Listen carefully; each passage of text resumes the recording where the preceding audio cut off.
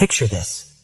You're caught in a storm, desperately holding onto a branch. The winds are relentless, pulling at you, making you feel helpless, vulnerable, like you could be swept away at any moment.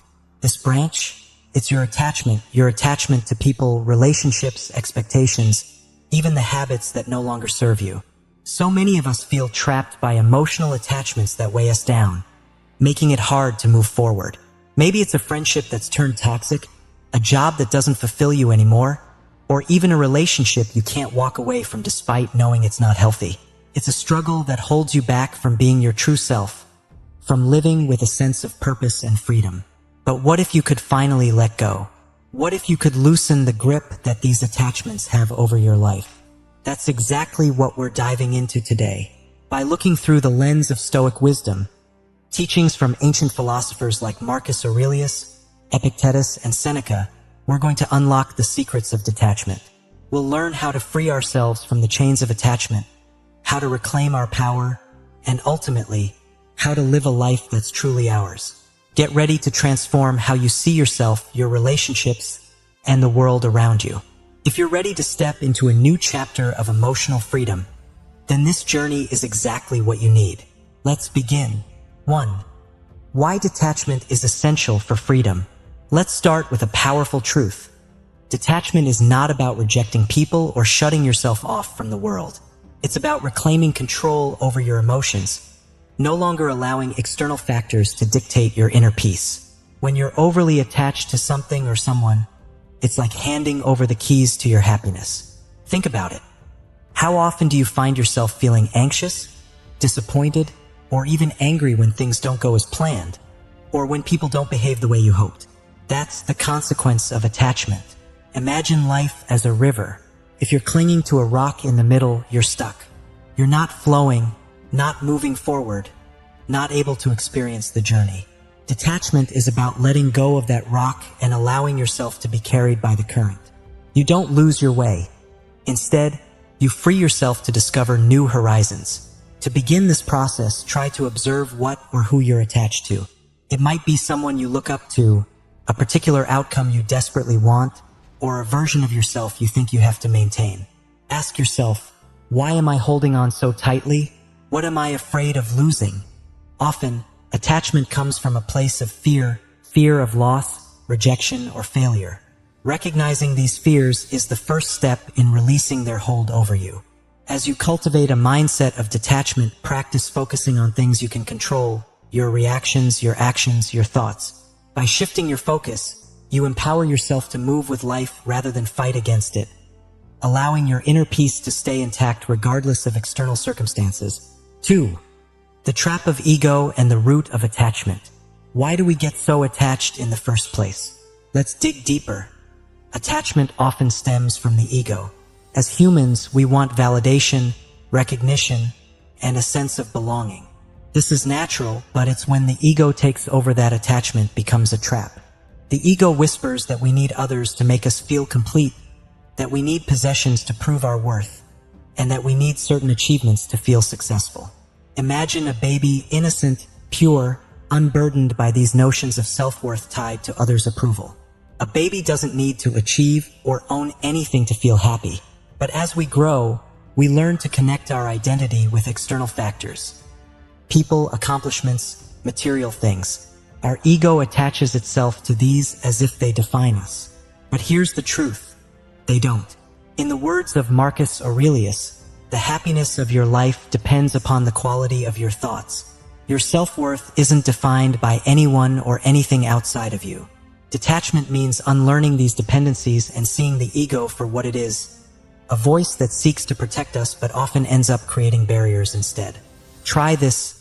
Start identifying moments where you feel a pang of attachment or desire for approval.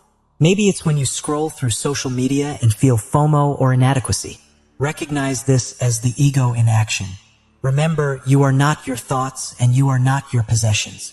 Begin to observe these desires from a distance, as if they're clouds passing by in the sky, instead of letting them dictate your worth. 3. Letting go of the fear of loss. One of the hardest parts of detachment is overcoming the fear of loss. Often, we stay attached because we're scared of what might happen if we let go. What if we lose that friendship, that relationship, that job? What if we end up feeling alone or lost? The Stoics believed in a concept called amor fati, or love of fate. This means accepting everything that happens as necessary, as part of your path. Instead of fearing the unknown, they embraced it. Epictetus said, "Don't seek for things to happen the way you want them to. Rather, wish that what happens the way it happens. Then you will be happy." Imagine detachment as the art of surrendering to the journey. When you're overly attached, you're like someone holding tightly to the railing on a boat, afraid of falling overboard. But in reality, the water around you is calm and safe. Letting go means trusting that you'll be okay, no matter what life throws your way. It's about having faith that, even if one door closes, another one, more suited to your growth, will open. 4. Practical steps for detachment. Now, how do we practice detachment in real life? The first step is awareness. Observe your thoughts and notice where you feel a sense of need or must-have around people, outcomes, or possessions. Challenge these thoughts. Ask yourself, if I let go of this attachment, would I still be okay? Could I still find joy? One effective practice is to engage in meditation or mindfulness. In meditation, you learn to watch your thoughts without attaching to them, allowing you to distance yourself from urges and desires.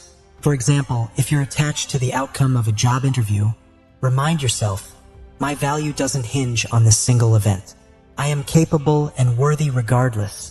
Another step is setting boundaries with people who contribute to toxic attachments. If there's someone who causes you stress, consider ways to limit your interactions or how much you invest emotionally.